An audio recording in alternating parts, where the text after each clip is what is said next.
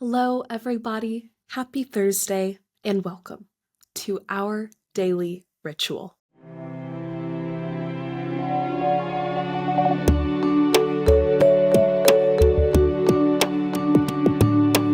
I'm Reese Brown, and today we are focusing on the fourth pillar of coherence, which is philosophy that manifests as our values.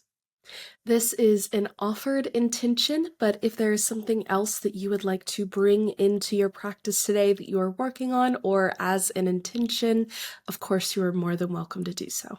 To get us started, I am going to light some Palo Santo just to cleanse our shared space.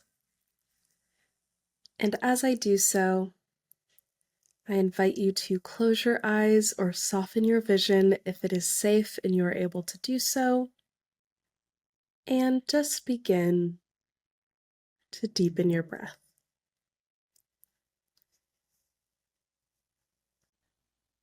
As you breathe, just tune in to how you're feeling today. How did the morning greet you? How did you greet the morning? Is there anything about today that feels sticky? Or anything that feels warm and exciting? Just notice. Don't judge. Just let it be. Here in a moment, I am going to invite you to take a deep breath with me, and when we do so, I want you to make it the deepest breath of the day so far. Okay, whenever you are ready, take that deep breath in. And keep going, keep filling up those lungs, and exhale. And tune into the collective. To all the people you are communing with across space and time, sharing this breath and sharing this ritual. You can slowly allow your breathing to return to a comfortable rhythm, and when you're ready, you can open your eyes.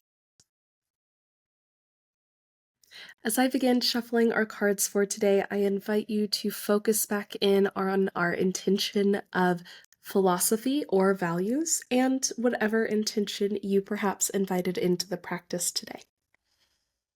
As always, just really begin to think about what philosophy means to you, what those values mean to you. Do you feel like your philosophy has developed at all? Like you have any more clarity on your values? Is it still a little bit of a question mark? Are there new questions that you've developed that you would like to explore? Just let them be here in this moment. As always, this is a reading for the collective, for whoever has found this across space, time. Well, okay then. Did y'all see that happen? That was crazy. Okay. We have the 9 of Cups and the 6 of Pentacles in reverse. Ooh. This is really interesting. Okay, we'll start with the 9 of Cups, where we can see this man is sitting on a bench in front of his 9 cups, arms folded in a protective gesture. This has always felt very much like a trophy room to me, and it's kind of, I dare you to come take any of these cups away from me. And of course, the cups, the suit of love, romance, the feelings, relationship, but also kind of material experience. There is a self-protection that is happening, something that is almost afraid to let you actually experience. You're kind of holding your feelings back from really being in the present moment and instead letting your feelings kind of exist separate from you and truly guarding them. Like, this is just like guarding your feelings.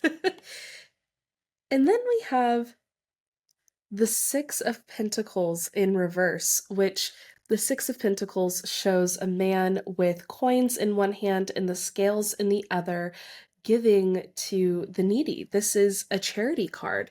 And to get it in reverse is once again focusing very much on the self and what the self needs. The Six of Pentacles in reverse and the Nine of Cups are both turning away from focus on other and into focus on the self, and both feel a little fear-based to me.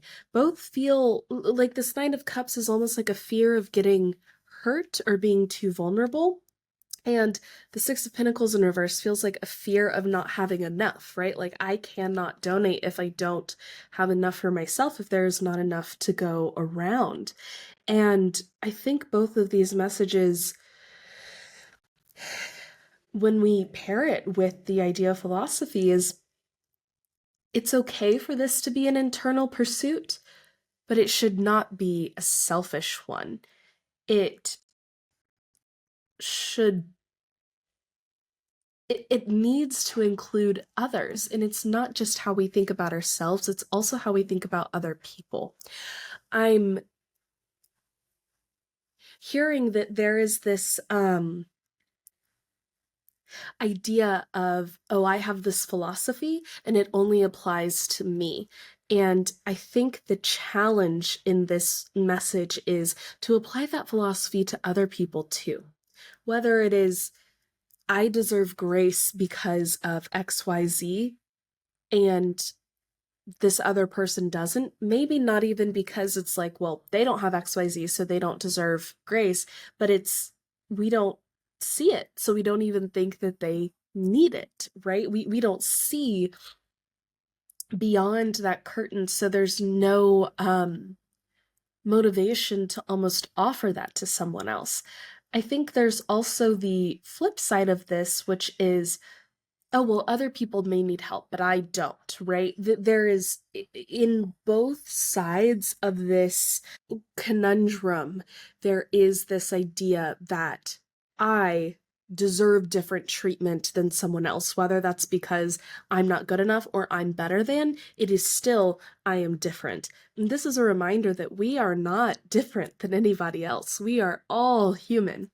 We are all living in the human experience. And while, yes, we do have different cards that we are dealt, we do have different experiences and privileges, there are baseline things that we are all worthy of and we are all deserving of.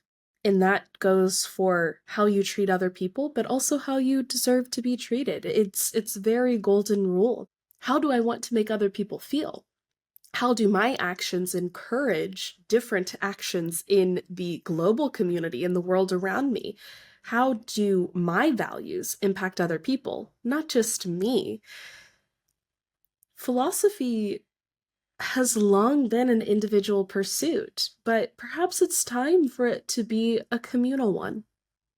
As we move into our mantra for today, inspired by our theme of philosophy manifested as values and the Six of Pentacles in reverse and the Nine of Cups, our mantra is going to be, I hold grace for myself and others. Regardless of whichever side of this coin you feel like you tend to fall down on, and I think we probably all do a little bit or a lot of it of both. We should be holding grace for ourselves for those shortcomings that we make, but also for the things that we feel like we don't always deserve grace for, we do. And that extends to other people too. Okay, whenever you are ready, take that deep breath in.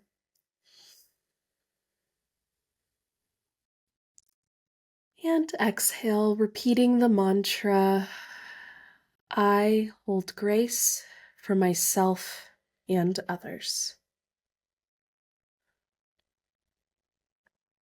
For our practice today, I want you to think about this concept of forgiveness and grace. And are those values that you hold? And are they a subsection of a deeper value, or is that the value in and of itself? Because I don't hold forgiveness as a value in and of itself. I think I tend to need um, some reason to forgive. Uh, you don't just forgive willy-nilly.